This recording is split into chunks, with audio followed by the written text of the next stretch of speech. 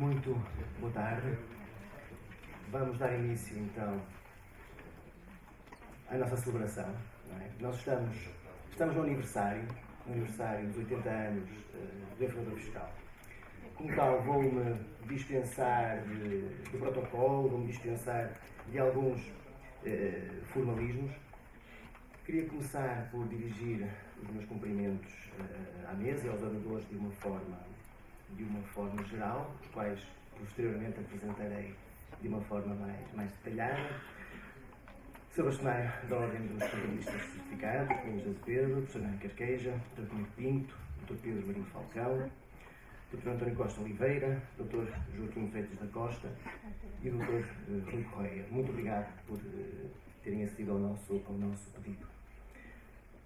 Não posso também deixar de começar este seminário sem dirigir os meus cumprimentos a todos em especial, mas em particular, e vou tentar dizer isto de uma forma rápida, é um casal fantástico, não é? Que tem uma extrema capacidade de trabalho, de gestão, uma visão empresarial notável e que são os fundadores do Grupo Editorial do Informador Fiscal, Sr. José Carlos e a Gisela, que basicamente é graças a eles que aqui estamos e que me empurraram o Informador Fiscal ao longo destes anos todos. Agora tem ao leme o Nuno Ferreira, o diretor-geral agora do grupo, e portanto tenho a certeza que ele irá prosseguir o trabalho da mesma forma. Portanto, muito boa tarde. Com uma honra de proceder à abertura desta celebração dos 80 anos do Informador Fiscal e deste seminário, onde certamente teremos a oportunidade de proceder a uma profunda reflexão sobre a evolução da fiscalidade em Portugal, para o pano de fundo deste seminário. 80 anos de idade, 80 anos a acumular experiência e saber fazer, 80 anos de artigos de informação fiscal, contabilística, empresarial, também de caráter pedagógico, associados à aprendizagem dos empresários, à implementação de sistemas de informação, sempre com a posição do selo de garantia, de confiança, de transparência e de clareza da informação. 80 anos também de contextos turbulentos, a colaborar com os profissionais da fiscalidade e da contabilidade, os quais também, graças ao Informador Fiscal, continuaram a ser um garante da credibilidade dos sistemas de informação fiscal e contabilística e da confiança do sistema e da atividade económica. Obviamente que nestes 80 anos foram aparecendo frutos, frutos esses de provado valor acrescentado. Como já devem estar a imaginar, refiro-me, obviamente, ao escritório fiscal, que otimiza a gestão cotidiana das múltiplas operações fiscais através de um software multifuncional, à possibilidade da consulta de insolvências e recuperações de empresas e particulares. Hoje em dia, uma ferramenta muito importante para os nossos empresários. O IRX, software que permite quase tudo. Calcular, importar, reparem, o próprio envio de uma forma simples, rápida e eficiente. O Lexit também, é um portal de extrema utilidade, códigos fiscais permanentemente anotados. O Boletim de Economia e Empresas, que aborda também temas da maior importância para a gestão, por exemplo, nos domínios de financiamento empresarial. E, por último, a minha querida Revista Portuguesa de Contabilidade, a RPC, como nós gostamos de lhe chamar, uma revista de especialistas, para especialistas e também para quem o quer ser. Portanto, revista esta que veio suceder à nossa também querida Revista de Contabilidade e Comércio. Falar de responsabilidade e de confiança, especialmente num contexto como o atual, com exigentes desafios pela frente, obviamente que requer do informador fiscal um esforço acrescido. Eu estou estou certo que o informador fiscal tem capacidades para dar resposta e que podemos continuar a contar com o papel relevante que a intervenção do informador fiscal tem tido nos últimos 80 anos. Na modernização das plataformas, que estão à vista de todos, nos portais web, recentemente implementada e feita de uma forma transversal a todos os produtos do grupo editorial, bem como a crescente presença em eventos, seminários, nos protocolos, nos diversos protocolos que têm sido feitos com estabelecimentos de ensino superior. Portanto, está presente nas diversas comunidades que estão a olhar, que estão atentas para a forma fiscal, a académica, a profissional e a empresarial. Ora bem, vou terminar esta apresentação agradecendo a todos os que estiveram envolvidos, à equipa que esteve envolvida para que este aniversário fosse possível e sem mais demoras, porque os nossos palestrantes têm uma agenda bastante apertada hoje e vão ter que se ausentar da mesa assim que terminarem a sua apresentação. Vou passar já de seguida a palavra ao Sr. Bastonário da Ordem dos Contabilistas Certificados, que nos vai brindar com a sua intervenção. Muito obrigado. Bom, eu não sei se vai ser mesmo uma intervenção. Os organizadores sabem da dificuldade que foi estar cá. Nós chega um ponto em que não somos senhores dos nossos dias, das nossas horas. Eu às vezes costumo dizer: tal dia você está disponível? Epá, falo com a minha secretária que eu não sei tampouco o que é que se passa com a minha vida. Ora bem, isto para vos tentar dizer uma coisa prévia, é que eu e o Pinheiro Pinto temos que tomar o avião às 7h40, às 19h40 de Lisboa para Roma, para amanhã participarmos na Assembleia Geral Anual da Fundação Mediterrânea da Contabilidade, da qual a Ordem e Portugal faz parte. E por isso peço também naturalmente a vossa compreensibilidade, porque temos que ir de carro aqui até Lisboa, a vossa compreensão para termos que ser necessariamente curtos e necessariamente objetivos. Primeiro, a objetividade. Eu penso que nenhum contabilista, pelo menos da minha idade, que tenha cerca de 40 anos da profissão, não conhece o informador fiscal. Nós crescemos com ele. Eu sou daquele tempo, e muitos dos que aqui estão também são desse tempo, em que quem tinha a informação tinha o saber. E falar de impostos era uma coisa que era tabu. Não se falava.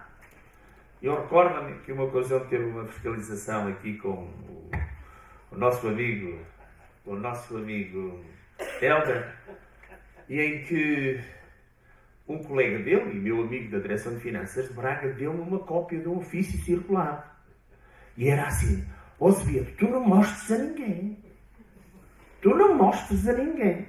Ora bem, é uma conceptualização do exercício do poder, perfeitamente ultrapassada e perfeitamente inadequada à necessidade de participação e de conhecimento, que o seu informador fiscal, também neste domínio, na divulgação que propiciou, na circulação da informação,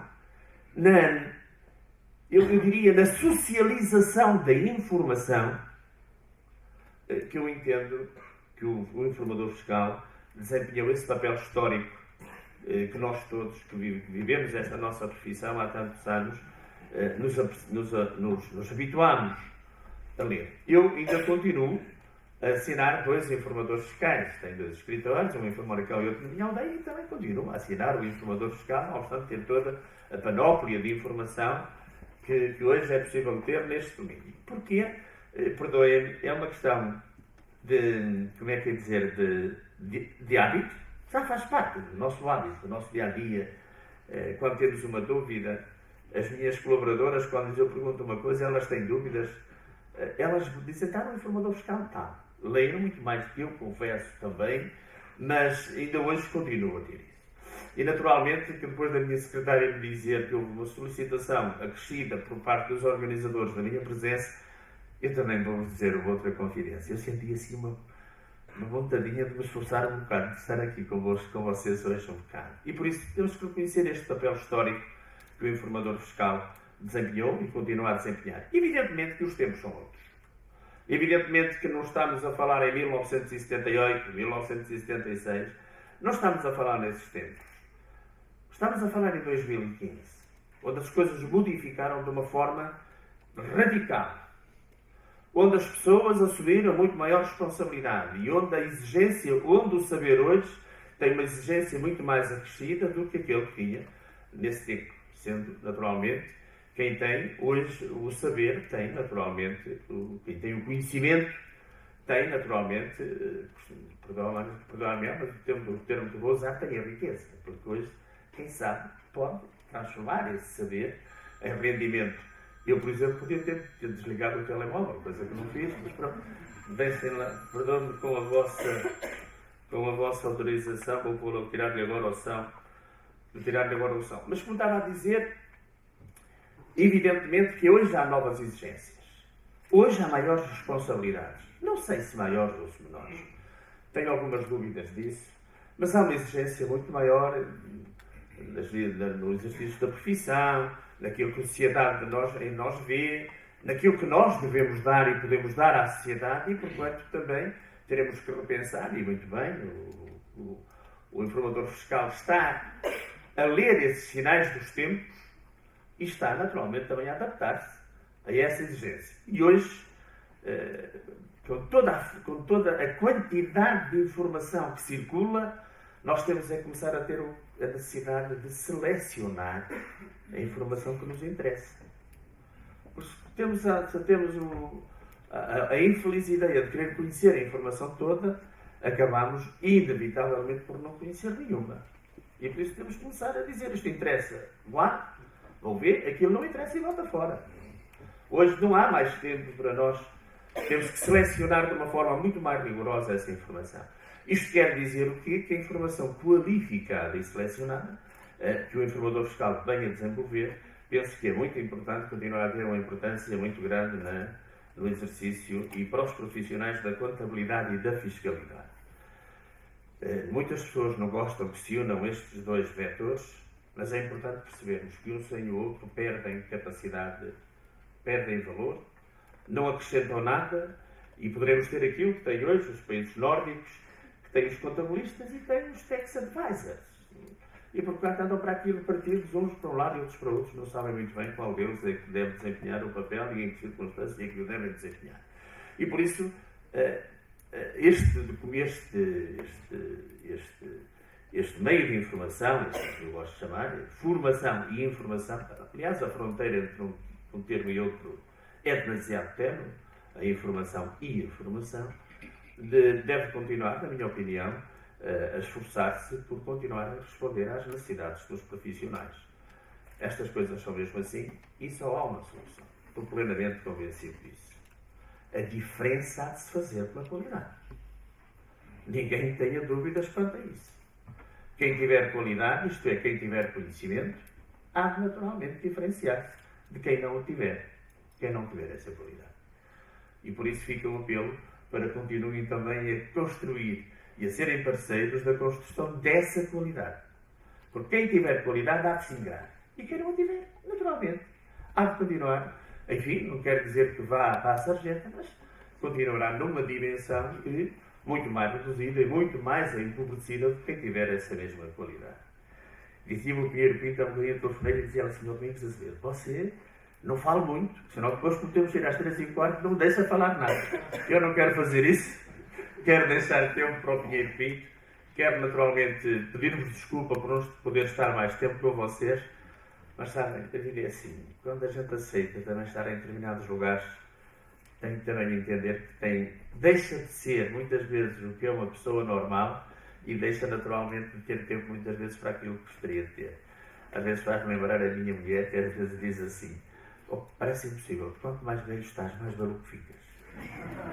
De maneira que eu quero continuar com esta loucura de continuar a fazer coisas, esta loucura de não saber a que horas, não saber o que é que vou fazer amanhã, não sei, tenho que perguntar à minha secretária, não saber naturalmente o que vai ser, o que eu tenho é que saber uma coisa, é que tenho que dar o meu melhor. E é isso que eu espero que naturalmente os profissionais da contabilidade e da fiscalidade em Portugal continuem a dar o seu melhor e continuem a procurar e a lutar pelo melhor que sejam capazes de dar. Muito obrigado.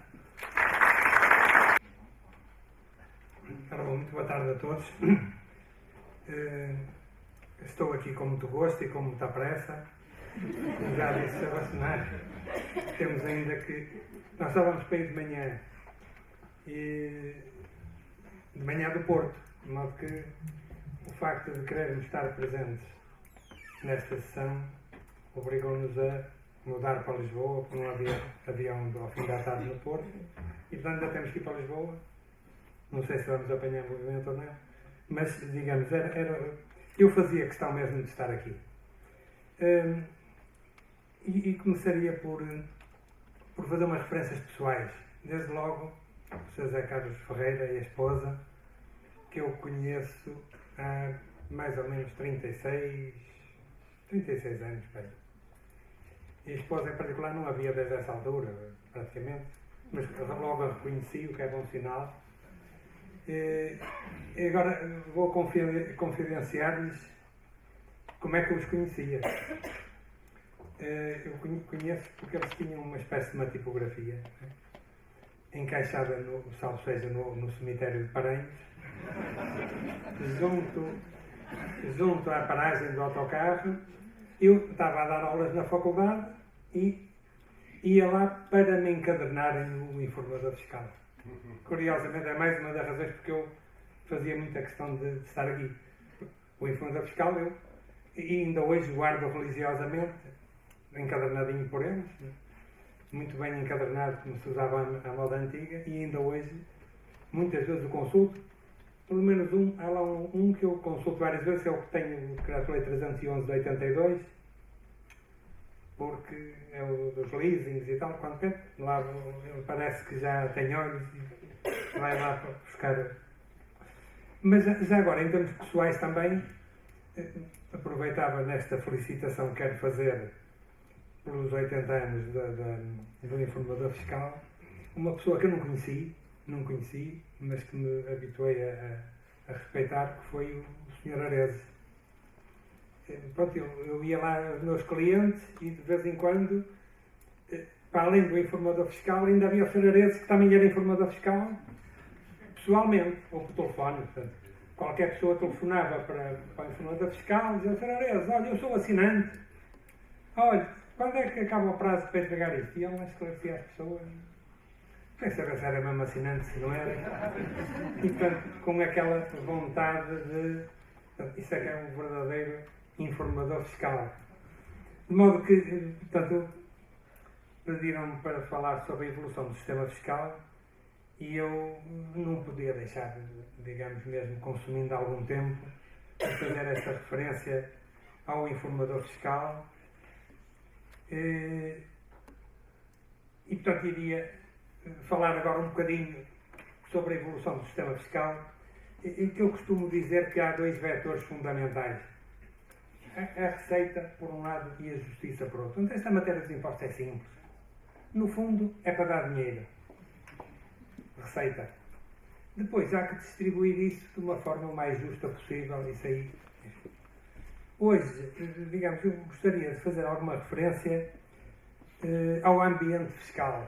Portanto, aliás, a minha ligação ao informador fiscal também vem da minha ligação à Direção-Geral das Contribuições e Impostos, que eu, em 1976, entrei para a Direção-Geral dos Impostos, em que estive 3 anos e meio, uns meses em Lisboa e depois no Porto. E naquela altura o informador fiscal era, digamos, a assinatura do informador fiscal era um direito dos trabalhadores das finanças. Depois deixou de ser porque já eram muitos, não é? Portanto, no tempo em que eu lá estive, ia dar prejuízo necessariamente. Mas naquele tempo éramos poucos e, portanto, assim que uma pessoa entrava nas finanças, ia logo subscrever gratuitamente o informador fiscal. E, portanto, esta é a minha ligação. E era capaz de aproveitar, portanto, esta ocasião para fazer alguma referência, digamos, ao modo de estar na fiscalidade hoje e ao modo de estar na fiscalidade no passado. Não tem nada a ver uma coisa com a outra. Eu dei comigo sozinho a pensar que se eu estou com licença ilimitada, já não deve estar, não é? Saí das finanças em situação de licença ilimitada. Como já estou com a idade de aposentação, já não devo ter isso. Não é? Mas eu podia regressar em qualquer altura. Mas bem pensar, e se eu regressasse hoje? Era engraçado. Era capaz de ser giro. Mas era capaz de ser um teste para mim próprio, porque eu não consigo compreender como é que alguns técnicos da maioria, infelizmente, têm um comportamento que não consigo perceber. E dizem-me que não é possível ser de outra maneira hoje. Portanto, eu gostava de testar isso. Gostava de saber se eu quisesse ir para lá e ser honesto, se era capaz ou não era. Vai falar em português. Bom, algumas questões então sobre o sistema fiscal. Uma pergunta: será o sistema fiscal demasiado garantístico? Diz-se que o sistema fiscal que é demasiado garantístico. Os contribuintes, sim. Ora, o que é que eu vejo hoje? A caducidade não há.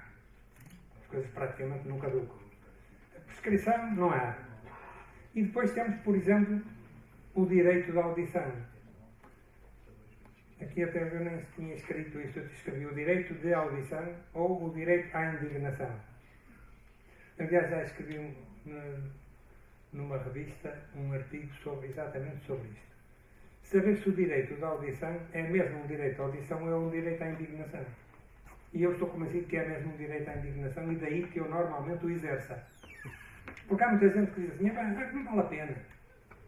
Há dias um cliente, eu disse, olha, não sei se vale a pena, não adiantará muito, por aquilo que o senhor me disse da técnica que esteve a fiscalizá-lo.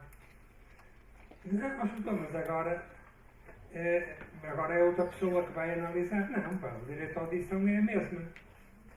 Não, mas ela disse-me que da parte dela já estava tudo arrumado, agora se quisesse que reclamasse. Pois, quer dizer, ela foi sincera, não é? Foi sincera.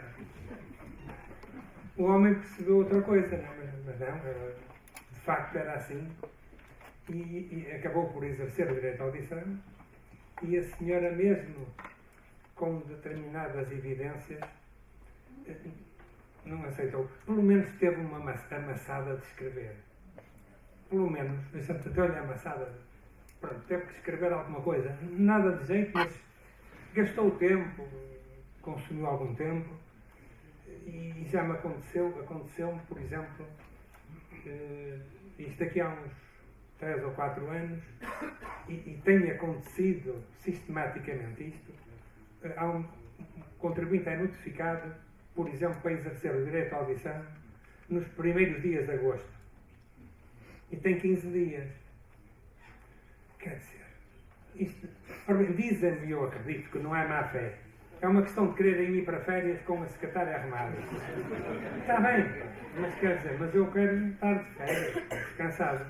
E então tive uma situação, um colega até que me pediu para escrever, e eu estava no Algarve e nem computador tinha, nem tenho, nem fora do Algarve.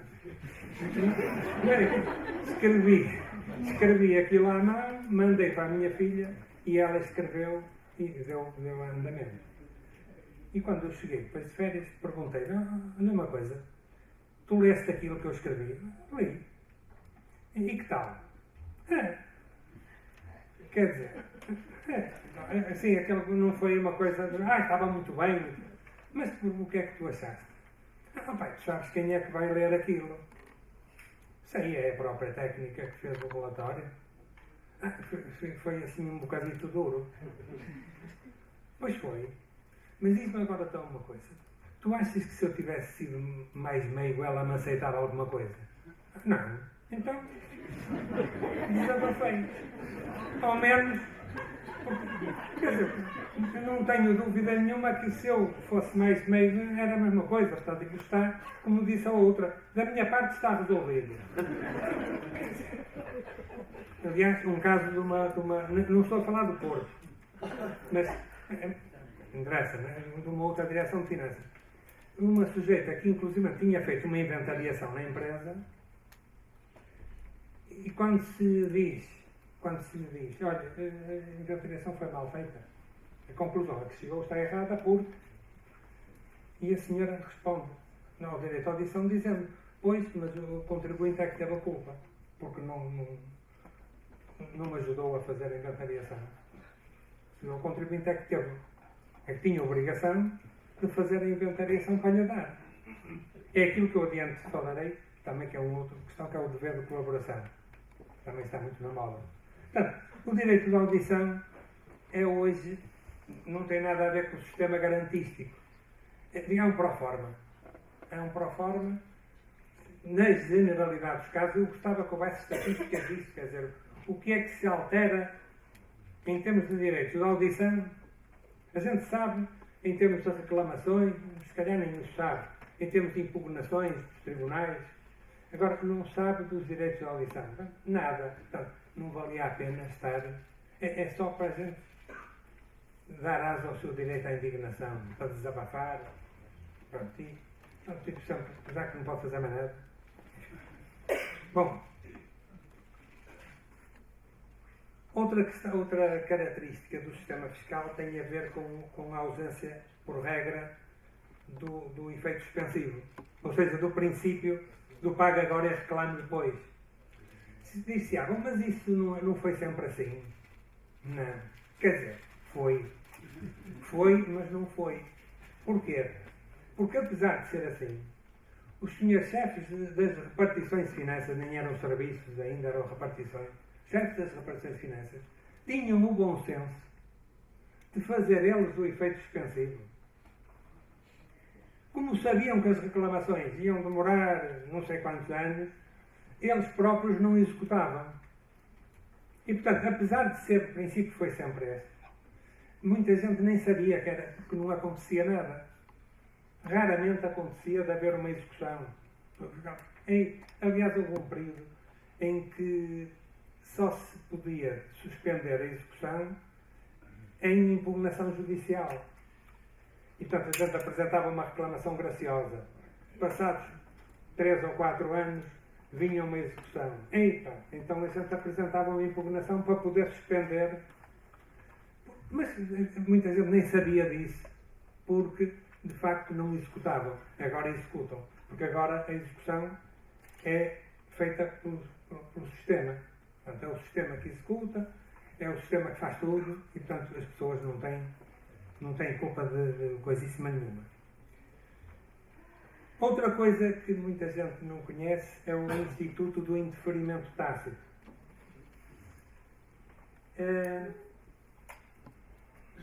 Normalmente, quando nas aulas digo aos alunos que quando se faz uma reclamação graciosa e não vem a resposta no prazo, que era de 6 meses, agora creio que são 4, o contribuinte tem o direito de considerar que ela foi indeferida. E os alunos jogam que eu me enganei, não é? Deferida. Eu não, indeferida. Quer dizer, ou é ele que não está bom, ou então tem algo. Olha que grande direito. Quer dizer, tem o direito de presumir que foi indeferida. Pronto, lá tem que se explicar, pois é o direito que pode ir para tribunal. Então, mas para isso tinha ido logo. Não é? Para isso tinha ido logo. Para que é que eu vou estar a apresentar uma reclamação? Hoje, eles até despacham as reclamações mais depressa. Não é? Hoje interferem-nas mais depressa. Normalmente interferem as reclamações mais depressa do que no passado, em que a coisa demorava anos, sendo que a administração fiscal não tem prazos. Não tem prazos para responder. Não tem. Estou-me a recordar de um colega, aqui há uns anos, que me pediu para fazer uma reclamação e ao fim, aliás, esse tempo foi também diretor da revista Contabilidade e Comércio. E um belo dia lembrou-se, olha lá, aquela reclamação que tu fizeste aqui há não sei quanto tempo, como é que isso está? Como se fosse eu. Sei lá como é que está. Eu fiz isso, bem, acabou, agora entreguei. Mas isto tem que se saber só. A única coisa que há, mas aí na Lei Geral Tributária, tens o direito de saber em que situação está o processo e qual é o tempo que demorará, previsivelmente. Então faz-me isso. Não, eu lá fiz o pedido. Então responderam de uma forma muito interessante. Por outras palavras, claro, começando por dizer que, bom, isto aqui é por ordem. As coisas aqui são por ordem, como quer dizer, não julgues que isto é de qualquer maneira. É por ordem.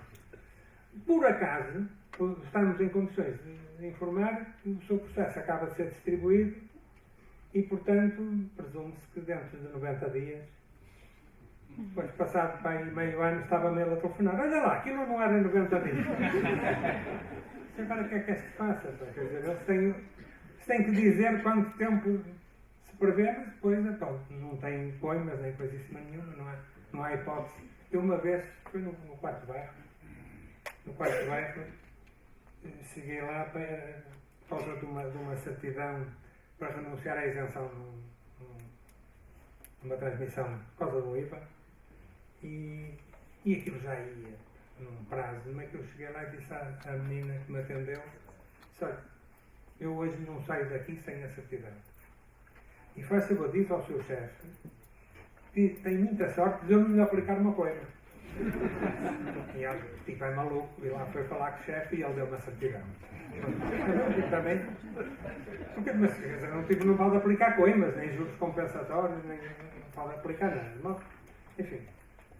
E portanto, isto, numa altura em que as execuções são feitas religiosamente, era preciso ter um bocado mais de cuidado, porque, como muitos de nós, por experiência até sabemos, cria situações delicadíssimas. As pessoas têm que dar garantia, muitas vezes, mesmo dando garantia, vão-nos às contas bancárias, sacam-nos o dinheiro das contas bancárias, coisas incríveis, quando devia haver um instituto, como eu digo, do deferimento tácito, ainda que não fosse passado 4 meses, nem fosse passado um ano, deferimento tácito para. Claro que isto não resolve tudo, evidentemente. No fundo, muitas vezes é para interferir. E, portanto, para interferir não adianta nada. Portanto, era preciso também, de facto, uma outra mentalidade. Depois, a questão do dever de colaboração. Quantas vezes a administração fiscal invoca o dever de colaboração para que o contribuinte faça coisas que competia fazer à própria administração fiscal. Hoje já não é tão frequente, mas já aconteceu o seguinte: pedirem cópia de uma reclamação, cópia de um relatório. E depois dizer, pois sempre é melhor. Fica o contribuinte obrigado no prazo de 10 dias a apresentar-me o relatório. Pronto. Sabe porquê? Porque se eu escrever para o Serviço de Finanças, eles nunca mais mandam. Portanto, como não têm prazo, e portanto as coisas eram muito assim. Ora, o dever de colaboração, o artigo 59, número 1 da Lei Geral Tributária, diz que os órgãos da administração tributária e os contribuintes estão sujeitos a um dever de colaboração recíproco. É o que diz aqui. E eu há dias fazem-me um pedido ao abrigo do dever de colaboração e eu disse até à minha filha: olha, me apetecia escrever para lá e dizer assim: olha, ao abrigo do dever de colaboração, cabe a Vossas Excelências queiram fazer o favor de não me incomodar mais. Apetecia-me, não é? Porque de facto o dever de colaboração é recíproco, não sou eu que tenho que colaborar com eles em tudo e ajudá-los a fazer a própria, como a outra queria que eu fizesse uma inventariação física. Não, cada um tem que fazer o seu trabalho. E portanto aqui a questão do dever de colaboração põe-se também nesse sistema. Depois, já agora uma outra situação mais recente, tem a ver com isto e que denota uma forma de estar que francamente me choca. Os bancos estão obrigados a comunicar à administração fiscal as transferências bancárias que são feitas para offshores. E a gente compreende, não é? Todos nós compreendemos que os offshores... Eu sempre que ouvi falar em offshores, pensei sempre em alguém que está a enganar alguém. Muitas vezes não é para efeitos fiscais, ou por vezes não é para efeitos fiscais, mas é para enganar alguém, é para não se saber que a empresa quer minha, uma coisa qualquer. Então, nunca gostei disso e pronto, compreendo perfeitamente que os bancos sejam obrigados a fazer a dar essa informação. Acontece que há dois bancos, suponho que o Barclays e o Montepio, que comunicaram ao fisco as transferências bancárias feitas pelos seus clientes para a Suíça. A Suíça não é offshore.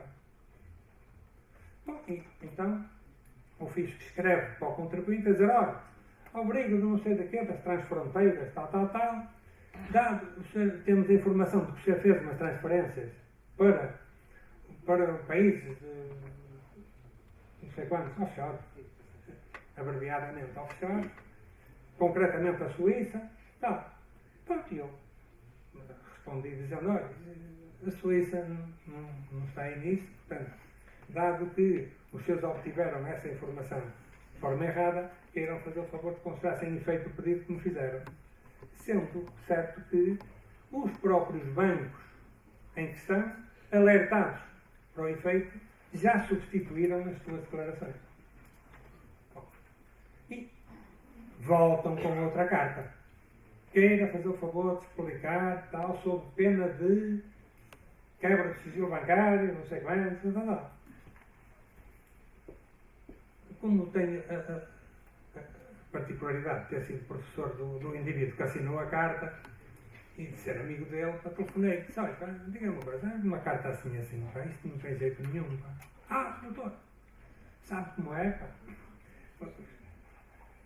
Nós soubemos, nós tivemos conhecimento, mas não é assim. Claro, isto é como as disputas telefónicas, não é? Você até pode ter ouvido o Pinto da Costa dizer não sei o que, não sei o que mais, pá. Não interessa, pá. Isso não se pode usar como prova e, portanto, aqui é a mesma coisa. Você não pode usar isso porque... Não, doutor, e como estamos entre amigos, pá.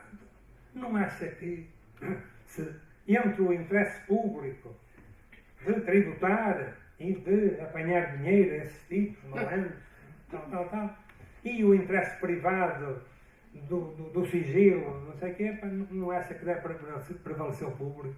Não, pá, desculpe, mas não deve, pá.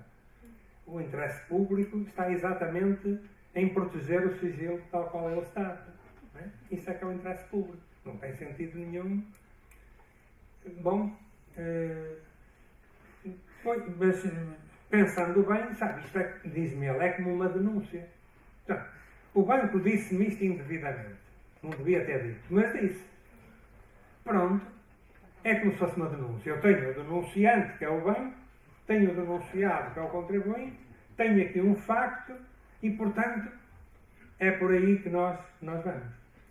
Bom, em conversa com outro quadro da administração fiscal, pá, ele vem-me dizer isso. Pá, se o seu cliente não tem problema nenhum, que não tinha facilidade absoluta em explicar de onde é que veio o dinheiro, ele que explique.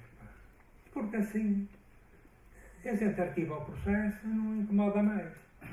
Seja, o meu cliente vai fazer o que entender. O que eu lhe digo é que eu não fazia. Mesmo não tendo nada a esconder, não fazia. Claro que se calhar estava a ser burro e iria prejudicar-me, mas há questões de princípio e digamos, isto está a faltar. Portanto, neste ambiente, volto ao princípio, isto é a questão da receita. A gente tem uma preocupação da receita e já hoje há técnicos que chegam às empresas e dizem assim, olha, eu estava a pensar em 150 mil euros. Então, tem este número na cabeça, já fazem isto. E depois, mas como eles cientificamente depois chegam ao valor. Aquilo depois dá certo. É uma coisa, não sei como é que é uma coisa impressionante. Bom, eu a propósito, já estamos na hora, né? Só para terminar, a propósito do informador fiscal ainda. Não era isto. Pois era isto. Quem não sabe, chamava a atenção para isto. De vez em quando põe-se os problemas de obter uma informação. E como o informador fiscal não chega, e o Sr. Arezo também, infelizmente, já não está entre nós, a gente pode ser tentado a pedir uma informação vinculativa. Estive a ver, as não urgentes são 150 dias. Quer dizer, nos tempos que correm, 150 dias. Enfim. As urgentes são 90 dias mais 2.550 a 25.500 euros que custa. Portanto, estão abertas. Não sei qual é o preço da assinatura do informador fiscal, mas pronto. Já podem fazer uma ideia. Quer dizer, como é que nós estamos em matéria fiscal. Há um outro vetor do sistema fiscal que para mim é extremamente importante e que condiciona muito, mas isso deixarei, pelo menos para já, para o Dr. Marinho Falcão, que falará certamente sobre o modo como os tribunais não estão a funcionar, ou próprio, como é que os tribunais estão a funcionar e como é que a gente pode não resolver os problemas e andando por aí. Claro que há contribuintes que até têm interesse nisso, não é? Mas infelizmente, quer dizer, é mau que seja assim e isto torna tudo o resto que eu disse para trás muito pior. Se os tribunais funcionassem, se calhar as coisas não eram assim. Eu peço desculpa por estar amassado e os meus parabéns mais uma vez a este casal magnífico e ao informador fiscal pelo aniversário. Falar depois do Dr. Pinheiro Pinto dificulta as coisas. Vamos fazer um esforço adicional para manter a nossa plateia atenta. Antes de mais, uma palavra de agradecimento e de parabéns ao informador fiscal.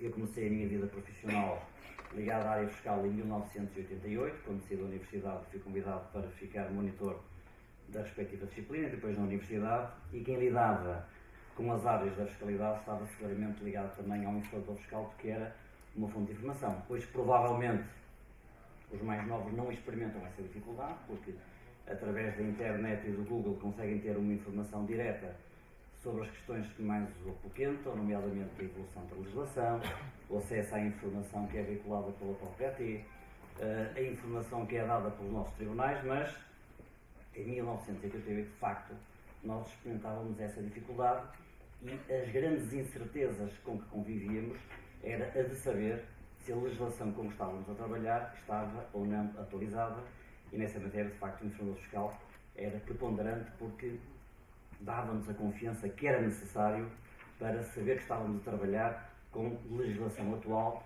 principalmente porque, para quem por nós dava aulas na faculdade, ainda por cima eu tinha o curso noturno, tínhamos funcionários das finanças, tínhamos diretores de finanças que eram alunos da universidade e, portanto, vivíamos sempre com o receio de sermos surpreendidos com uma espécie de decreto-lei que vinha escondido no meio e que, alterando a legislação, nos permitia, de alguma forma, fintar naquilo que nos estava a dizer. Portanto, o informador fiscal, de facto, está de parabéns. Está de parabéns, primeiro, pela informação que sempre disponibilizou aos contribuintes e aos profissionais da fiscalidade, e está de parabéns porque, resistente ao tempo, hoje faz 80 anos, e eu faço voto que nos próximos 80 estejamos aqui todos a comemorar e a fazer uma conferência, pelo menos. Tem escadas, mas haverá uma rampa para que as cadeiras novas possam cá subir, e, portanto, eu comprometo-me daqui a 80 anos a fazer alguma coisa sobre a fiscalidade. A segunda palavra é uma palavra de agradecimento, na pessoa do Dr. Rui Araújo Correia, que me convidou para emitir algumas palavras sobre as garantias dos contribuintes na lógica de quem, como eu, trabalha no dia-a-dia com estas matérias, e uma terceira palavra para cumprimentar todos vocês que, também trabalhando com a área da fiscalidade, são de facto resistentes porque ainda conseguem dominar, e ao que sei muito bem, estes temas. Vamos ver a botão da direita. Muito bem. Há pouco, antes de entrar nesta questão, há pouco ouvindo o Dr. Pinheiro Pinto sobre a postura da nossa administração tributária, lembrava-me, em 1989, 1990, tinha o Código IRS acabado de ser publicado, e há um funcionário das finanças, que era inspetor, que tinha sido meu aluno no terceiro ano, e que no quarto ano ainda não estava licenciado, mas continuava a ser inspetor, e procurou-me à noite com uma espécie de papel escrito, parecia-me um conjunto de escrituras e uma recolha de informação, enfim, é dos inspectores mais perigosos porque é daqueles que usa o lápis afiado na orelha.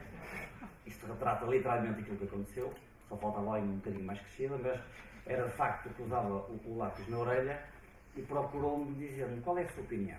Tratava-se de uma venda de um editorial, por acaso bem concebido, e que, à luz do artigo 10º do Código IRS, na minha perspectiva, não estava na norma de incidência, e, portanto, como sabemos, não estando na norma de incidência, não está sujeito a tributação, logo não pagaria imposto. Ele explicou uma operação, disse como é que o contribuinte a tinha concebido, eu fiz uma análise perfunctória daquilo que era a percepção da minha operação e o seu enquadramento à luz do artigo 10º e rapidamente lhe disse, na minha perspectiva, esta operação não está na lei e, portanto, não tendo cabimento no artigo 10º, não está sujeito a tributação. Ele pensou, bateu com o lápis na folha e disse, não, eu não estou conformado. Este contribuinte obteve aqui um lucro, na altura, de 80 mil contos e eu arranjar a forma dele pagar impostos. É assim que, de facto, a nossa administração fiscal sempre pensou e hoje potenciada pela circunstância do resultado decorrente das fiscalizações serem inseridas no CIADAP, o que permite que os inspectores possam valorizar a sua carreira, ainda que isso depois, em termos práticos, não se traduza na cobrança efetiva da receita. Portanto, quem está ligado à fiscalidade hoje vive com este duplo drama. O primeiro, aquele que irei falar a seguir. O segundo é a postura da nossa inspeção tributária, que vê no contribuinte não um parceiro de negócio, mas sim, para uns, um inimigo a bater, para outros, uma espécie de cofre com cifrões lá dentro, onde pode ir arrecadar mais uns dinheiros, sempre em nome do interesse público. De regresso àquilo que hoje é o tema da minha conferência, respeita à regressão das garantias dos contribuintes. E, basicamente, tentarei demonstrar que, apesar da fiscalidade ter evoluído no sentido de aumentar a eficácia da máquina e no sentido de aumentar a eficácia na cobrança dos impostos, as garantias dos contribuintes não só não têm acompanhado esta evolução, como, na minha perspectiva, têm vindo a regredir. O Governo, na sua tarefa de combate à evasão fiscal, e quando nós falamos em evasão fiscal, falamos na reposição de circuitos que escaparam à tributação e ainda na luta contra a evasão da receita, que apesar de ter sido liquidada, não foi objeto de cobrança, o Governo definiu quais são os fatores críticos no combate à fraude e à evasão fiscal. O aumento da percepção do risco associado ao incumprimento, a cooperação com outras entidades, a qualidade técnica da fundamentação das correções, a formação dos recursos humanos, a diversificação das fontes de informação, o incremento das regulações voluntárias. Estes são os caminhos que o Governo definiu para combater a evasão fiscal. E definiu, para esse efeito, 4 áreas de atuação estratégica. Por um lado, reforçar o combate à fraude e evasão através da via aduaneira, combatendo, portanto, a economia paralela, que também não podemos ignorar, é de facto um flagelo da nossa economia nacional. Os últimos números apontam para uma economia paralela na ordem dos 30%, o que equivalerá a cerca de 12 mil milhões de impostos não cobrados. 12 mil milhões de impostos não cobrados serviria não só para cobrir o déficit orçamental, como para repor salários da função pública e reformas que foram cortadas. Portanto, também neste equilíbrio de interesses, enfim, percebemos aquilo que iremos explicar relativamente às garantias dos contribuintes, todavia não podemos perder de vista a necessidade de combater a economia paralela, que de resto nem sequer é um fenómeno nacional, é um fenómeno internacional. A segunda área respeita ao aumento da eficácia e eficiência da inspeção tributária. O quarto elemento, a promoção e cumprimento de voluntário das obrigações fiscais e ainda o aumento da eficácia na gestão e cobrança fiscal e aduaneira. E estas áreas ou portas de atuação da nossa administração tributária têm, de facto, promovido resultados. Portugal está em níveis de combate à evasão fiscal idêntico à Dinamarca, está em quinto lugar, à frente de países como a Alemanha, a Áustria e Reino Unido, que são países caracterizados por uma eficaz combate à evasão fiscal. Por isso, Portugal, da forma como alinhou a sua estratégia e da forma como formou os seus quadros, tem demonstrado resultados práticos no combate à evasão, não só deste ponto de vista, como também dos resultados numéricos.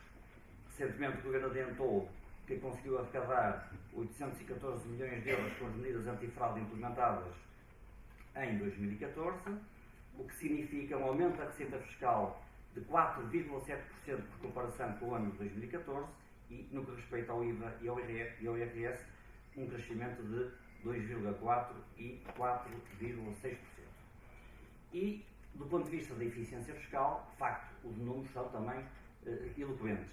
A eficiência fiscal é medida pela diferença entre a taxa de crescimento da receita cobrada pela AT e a taxa de crescimento nominal do PIB, e Portugal, em 2011, são os dados mais atualizados que possuímos, registrou um valor de 7,6%, que é, naquela data, o valor mais elevado desde 2004. Portanto, quando falamos em combate à evasão fiscal, estamos seguramente a falar em números reais, medidos em termos de eficiência, com dados estatísticos que permitem, na verdade, demonstrar que Portugal está hoje próximo de ser um study case relativamente à capacidade que tem de reingresso.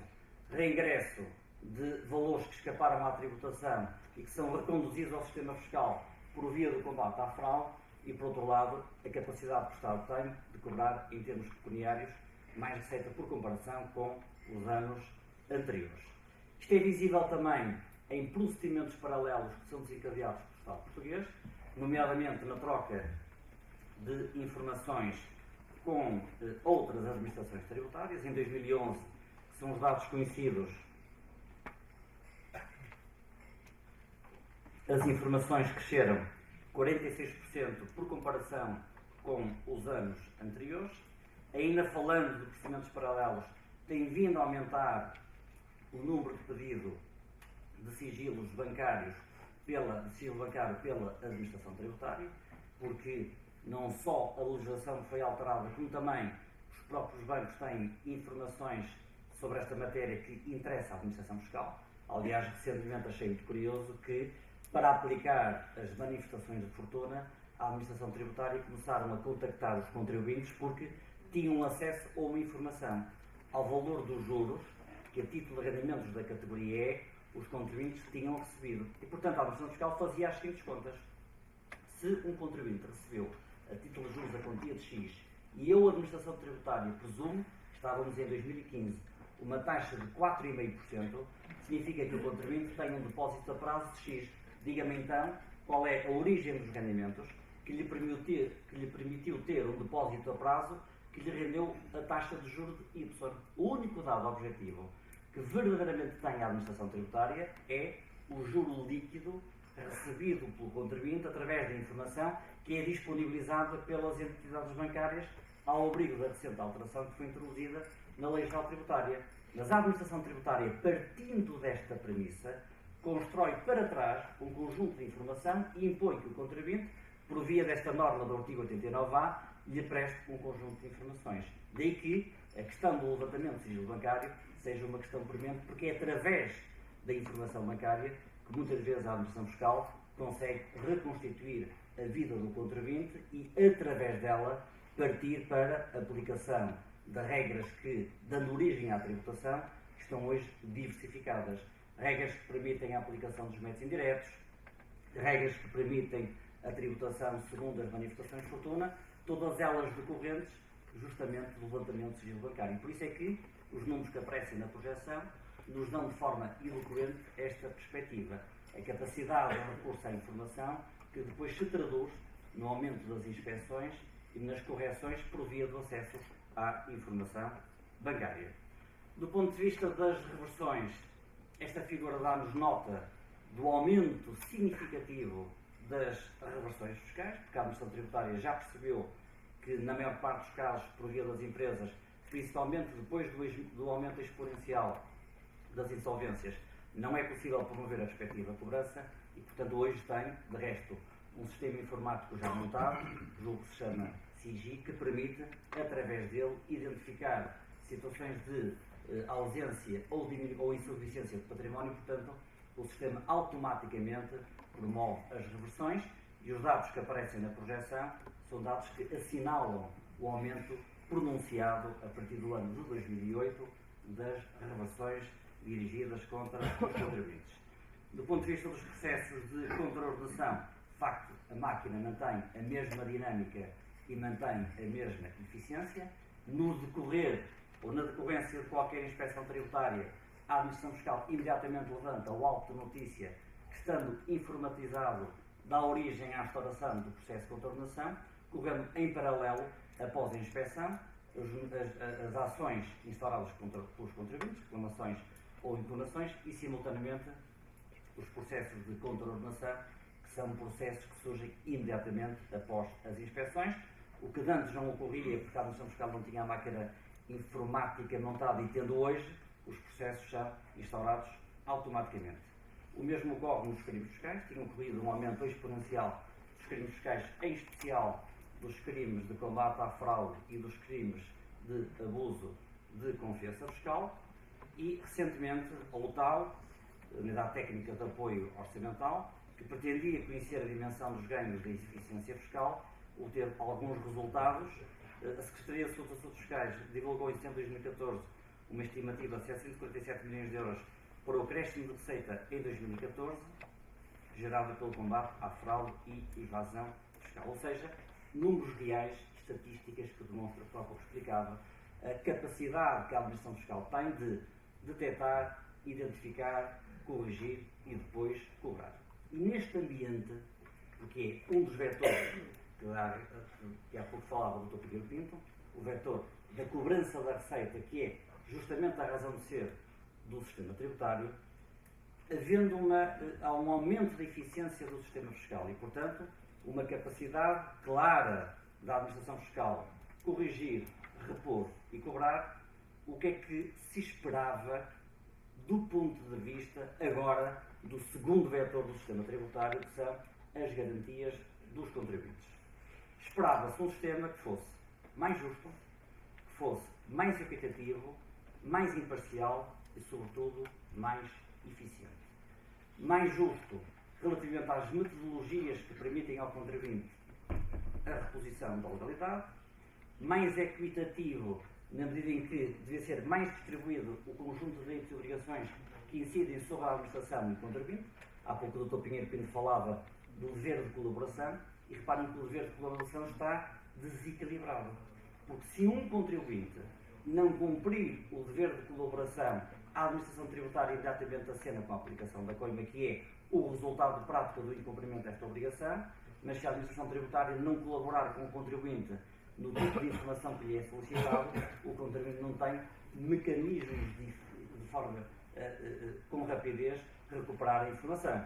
Eu recordo-me de, há bem pouco tempo, no âmbito de uma inspeção tributária, ter solicitado à Administração Fiscal que me desse os rácios da unidade orgânica com base nos quais estava a avaliar o rendimento declarado pelo contribuinte. E o inspetor tributário, por escrito, disse: estes elementos são elementos de informação interna e nós não temos que fornecer. Portanto, só houve uma solução, foi avançar com o processo de intimação. A Administração Tributária teve o desplante de contestar o processo de intimação e, por decisão da primeira instância, a Administração Fiscal foi obrigada, no âmbito desta intimação, a fornecer os rácios com que tinha trabalhado no âmbito da inspeção tributária. Mas, descontente com esta decisão da primeira instância, foi transposto o recurso para o Central e foi necessário validar a decisão da primeira instância, que confirmou a obrigação que a Administração Fiscal, ao abrigo do princípio da colaboração, tem de fornecer, numa lógica de transparência e de relação fiel com o contribuinte, fornecer toda a informação. É neste ambiente com que atualmente nós convivemos quando falamos em garantias dos contribuintes, e por isso dizia que, havendo uma evolução real da máquina fiscal, no sentido de ser mais eficiente, o sistema fiscal devia ser simultaneamente mais justo, mais equitativo, mais imparcial e mais eficiente. Mas a prática demonstra-nos o contrário. O sistema tem perdido, como demonstrarei, eficácia do ponto de vista da sua aplicação prática e tem sido descaracterizado no que respeita ao modelo legislativo através da introdução de medidas iníquas que trazem a restrição das garantias dos contribuintes. Esta questão, de resto, nem sequer é uma questão nova. Dados estatísticos relativamente à morosidade dos processos contenciosos apontavam em 1995 o livro branco para a reforma fiscal do recentemente falecido sobre Silva Lopes, apontavam nesse sentido. Em 1995, estávamos há cerca de 20 anos, se os tribunais tributários não aceitassem mais nenhum processo de impugnação, demorariam 44 anos a escoar os processos pendentes. Era este o estado da justiça fiscal há 20 anos atrás. Em 2007, estava demonstrado que o Estado demorava 16 meses a tramitar os processos de contornação, 45 meses para tramitar os crimes fiscais e 14 meses para concluir os processos de reclamação graciosa. E não se diga, muitas vezes se diz, que interessa ao contribuinte a demora na apreciação dos seus processos, nomeadamente quando está em causa crimes de natureza fiscal. É uma falácia. E é uma falácia porque um contribuinte que esteja sujeito a um processo de natureza fiscal, seja crime ou com outra configuração, está imediatamente com uma canga sobre a incerteza do seu futuro. Porque não sabe se a inspeção tributária ou se o seu processo de reclamação, o seu processo de impugnação vai ser julgado favoravelmente ou não, e se está a ser inspecionado, melhor, está a ser investigado no âmbito de um processo de natureza criminal fiscal, o contribuinte vive permanentemente na ansiedade sobre a incerteza do seu futuro. E não é legítimo, e muito menos justo, que se faça esperar um contribuinte 6 anos por uma acusação. Falamos de casos concretos, de um contribuinte que, ainda há bem pouco tempo, me deu nota de um processo de crime fiscal que, tendo sido instaurado em 2009, hoje tem apenas o relatório da perícia informática e nem sequer foi reduzida a acusação. O contribuinte vive há mais de 7 anos permanentemente na angústia de saber qual vai ser o seu futuro em decorrência deste processo. E se quisermos, temos também o exemplo, que é um exemplo muito negativo, que de resto tem sido tratado na nossa comunicação social, da Operação Furacão. A Operação Furacão iniciou-se, já a minha memória provavelmente me vai atrasar, mas os colegas me dirão, há 8 ou 9 anos atrás.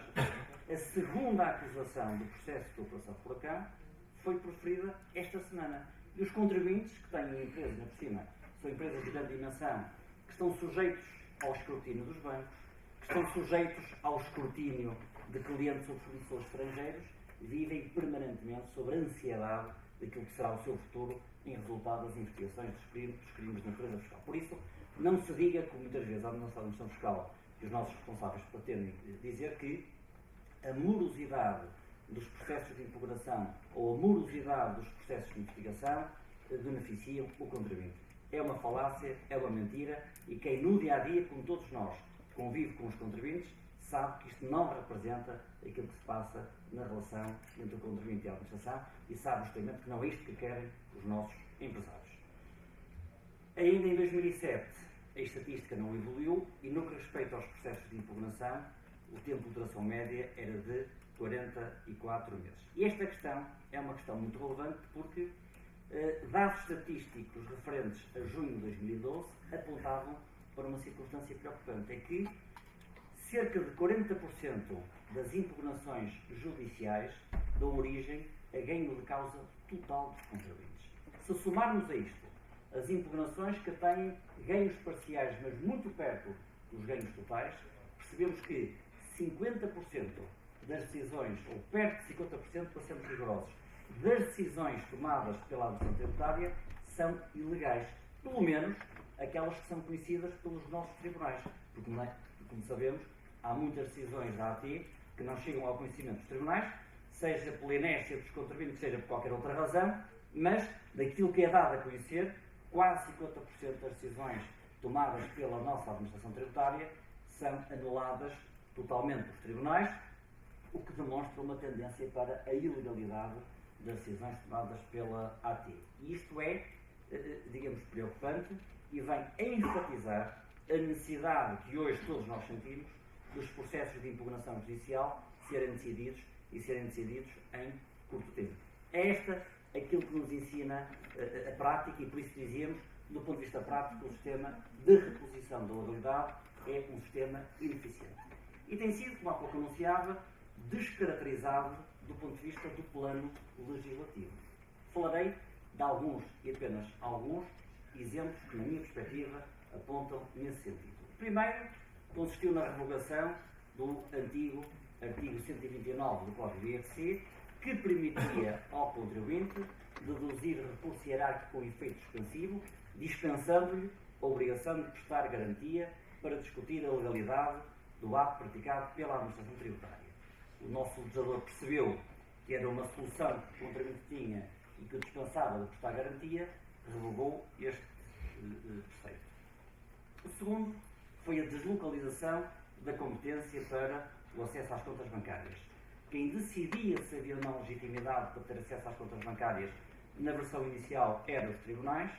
A partir de determinado momento, essa competência deslocalizou-se para o Diretor-Geral dos Impostos, a quem hoje, ou junto de quem hoje, radica a competência legal para decidir se a AT pode ou não investigar as contas bancárias dos contribuintes. Ora, se é a própria AT que investiga, os números são números sensoriais, não são números reais, aquilo que nos evidenciam é que, na maior parte dos casos, para não dizer na esmagadora maioria dos casos, sempre que um inspetor tributário pede autorização ao Diretor-Geral dos Impostos para ter acesso à conta bancária, o diretor autoriza e a informação é imediatamente transmitida.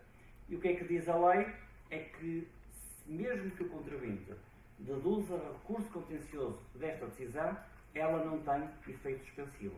A informação é enviada pelas entidades bancárias, fica depositada junto da AT. Se o contribuinte perder, ela pode ser utilizada. Se o contribuinte ganhar, essa informação não pode ser utilizada no âmbito do processo fiscal. Todavia, o recurso não tem efeito suspensivo, a AT tem de imediato acesso à informação que foi disponibilizada pelas entidades bancárias. O terceiro elemento que eu chamarei a atenção é a revogação do artigo 49, que na prática elimina a prescrição, que era a norma que determinava o modelo de contagem do prazo de prescrição e que hoje vem dizer, bom, enquanto estiver pendente impugnação judicial, não há contagem da prescrição. O que significa que os nossos tribunais, atrasando-se nas decisões que caem sobre as impugnações, têm um impacto direto e um efeito imediato sobre o prazo da prescrição, porque demora o tempo que demorar, os processos ou a prescrição não ocorre relativamente a atos tributários que estejam sob o escrutínio das impugnações judiciais. O quarto elemento, e este extremamente preocupante, foi a revogação do artigo 183A. Há pouco o Dr. Pinheiro Pinto falava desta matéria. Primeiro paga e depois reclama. Eu acrescento, primeiro paga ou garante e depois reclama. O que, sendo, digamos, uma norma perfeitamente perceptível, e, portanto, percebendo-se que o Estado deve garantir a cobrança do imposto, já não se percebe porque é que a norma do artigo 183A foi revogada, que diz o seguinte: se o contribuinte impugnar e prestar garantia e a sua impugnação não for decidida em 3 anos, ao fim de 3 anos, caduca a garantia, o contribuinte, a administração tributária tem que devolver ao contribuinte a garantia que foi prestada.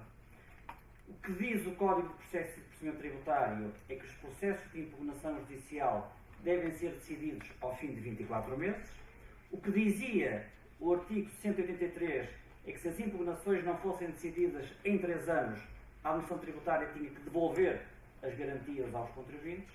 Aquilo que decidiu o nosso legislador foi simplesmente revogar o artigo 183 e hoje mantêm-se por tempo indeterminado e indefinido as garantias que o contribuinte prestou e, nessa medida, a demora dos processos de impugnação judicial, naturalmente, que revertem contra contribuintes que prestaram garantia. E sabemos, para quem é empresário, que as garantias têm um impacto direto do ponto de vista da capacidade de recurso ao crédito, porque contam para o endividamento das empresas. E enquanto a decisão não for preferida em última instância, a garantia manter-se-á agarrada ao processo de execução fiscal. A eliminação, também recente, da contagem do prazo de 3 anos nos juros moratórios, e este elemento associado ao segundo traz-nos de facto à mente a questão da morosidade do processo de impugnação. Um contribuinte que veja o processo de impugnação decidido em 4, 5, 6, 7 anos é duplamente prejudicado. Por um lado, tem a garantia prestada e por outro, porque os juros continuam a ser contados a cada dia que passa. E, finalmente, a introdução da lista dos contribuintes devedores com a diminuição sucessiva dos valores que levam à introdução do contribuinte na respectiva lista.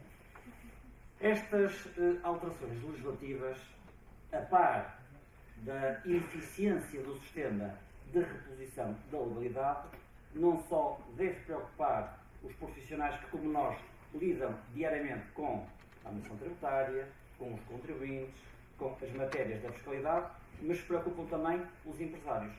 E, tendo sido ouvidos, os empresários declararam, segundo o Observatório do Deloitte, declararam que gostariam de ver alterado. Primeiro, que o sistema fiscal fosse um sistema menos complexo.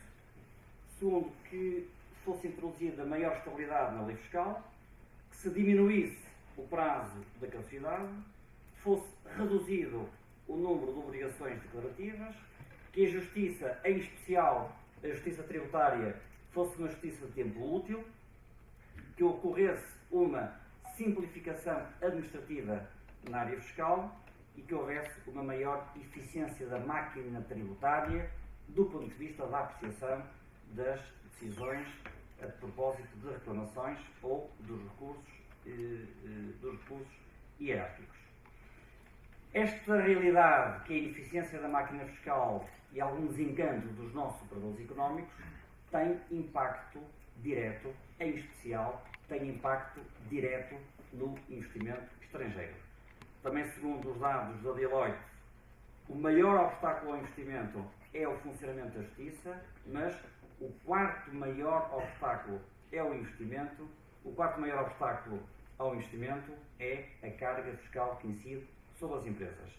E 83% das empresas inquiridas considera que a política fiscal adotada pelo Governo não é uma política adequada ao investimento e à atividade económica do nosso país. Mais recentemente, dados estatísticos que foram obtidos através do INE revelam que o maior obstáculo ao investimento é o sistema judicial, o terceiro maior obstáculo é o sistema fiscal. E sempre que um empresário pretende investir em Portugal, a primeira questão que coloca é a de saber quanto tempo demora um tribunal a reagir se ele, empresário, tiver um litígio com a administração tributária.